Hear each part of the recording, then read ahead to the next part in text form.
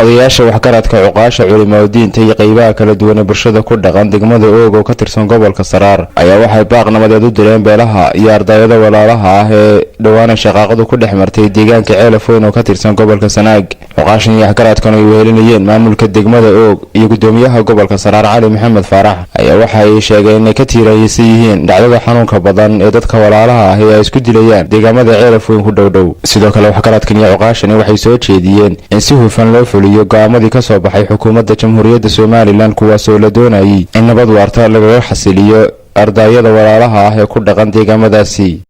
marka hore waxaanu baaq nabadeed u diraynaa beelaha walaalaha ay habar lamaan inay shaqaaqada dhexdooda ka taagan aad iyo aad baan uga xunnahay. waxaanu leenahay bartaa ku damiya waanu ka xunnahay. Soomaaliland oo dhan baa ka xun. dad reer isdalay tihiin oo wada yaala halka ay baashu marayso inaad ku damisaan colaadu ayaanu idinku baaqaynaa. cid walba Soomaaliland colaadaas waa saameynaysaa. waanu ka ooynaa ka qiiraysanahay arrinta aad iyo aad baan ugu qiiraysanahay oo uga ooynaanu waayo waa nin futadiisii gubatay oo dab kaga baxay weeyaan iyo beeltan aan salka iyo raadka toona lahayn. ilaahay ka baqa oo rasuulkii maxamed ku salliya oo maalin maalmaha ka mid ah qof walba iyadoo mara yar oo cad lagu laaray iyo halka ka tegaya ninna saacadu isla qaban maayo ninna biciida waxba u qaban maayo. yaa reeraha ilaaha langeera loo reerin baaraydaan ka dhashayo nin reer ilaahay raacayo qarbiga ila gelaya ama amal ii noqonaya ma jiro. sidaan aaminsanahay baa xaqiiqada ah oo caqiidada ah oo islaamnimada ah. waa idinka wada dhintay kanoona weydii wada nool yahay. nin kasta oo walaalkii dilay nin kasta oo inanku abtiga u dilay ama kii oo abtiga u ahaa ninka qori u sita nasiib darro kaasaa qaba ka walaalkii dilay ee garabkiisii dilay ee abtigi dilay ee abtigi dilay iyo ka ninka qoriga u sita nasiib darro kuwaasaa qaba. anigu waxaan ahay dee cuqaashii hore waaweynayd haddeerto iska taag dareeyo dee raganimo ma jirto.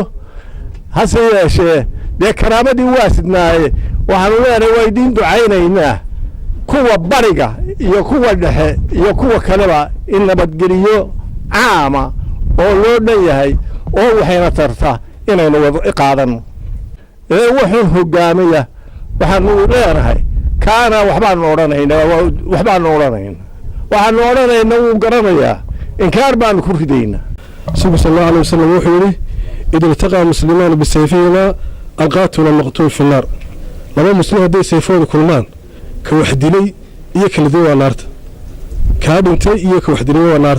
سوى صلى الله عليه وسلم وحنا ودي سوى بلدي كوحدلي ينقرنا كان الدين حول نار توقله وحدود ذلك إنه يسوي هالك يدلو ولكن الدين يكون ذلك مركب واحد وقتان المسلم هدي أسكور ينادان إن أنا خير كقاعدين برجة dadka walaalaha ee maxaan ku leeyahay maanta shaydaanku isku diray ilaa ka qarni intii la reer shaxaaq meel ku wada uma waxaanu leenahay walaalayaal kala tagi maysaan waligiin barawaayna joogtaan haddana waa wada joogisaan war wajiga yaan la iska xumeyn iyo dariska iyo walaalnimada bahaya haday maxamed saad boogi kala gaadhay bilmageydadii waxa dhex galay bahalayaaway buugu siyaasigu qoray ayaa baalka soo galay baabuda iyo aakiin isku wada beegay hameeyina basaas iyo yuhuudina barayseen abtaa baxay in abtaa baqtiisay diga bile haday labada baalood hablo barwartaan wada barwartaan hatiyo bixda jaro midagta quruu isbarbaraysa halkay hawsha kaga beeganay way banaan tahay barbaartaan ku faanayay ayay qaar burburiyeen biladgeesidii baa gubteen bari ka taagnayd. baaq nabadeed baad halkan ka soo jeediseen. baaqa nabadeed waan idinku taageersanahay waxaana loo baahan yahay sidaa aad u sheegteen inay kuwaasina u qaataan. looma baahna dhiig islaam in la daadiyo, looma baahna in la caado laga dhigto dhiig islaam iyo muxuu ahaa iyo meed la sii sido looma baahna.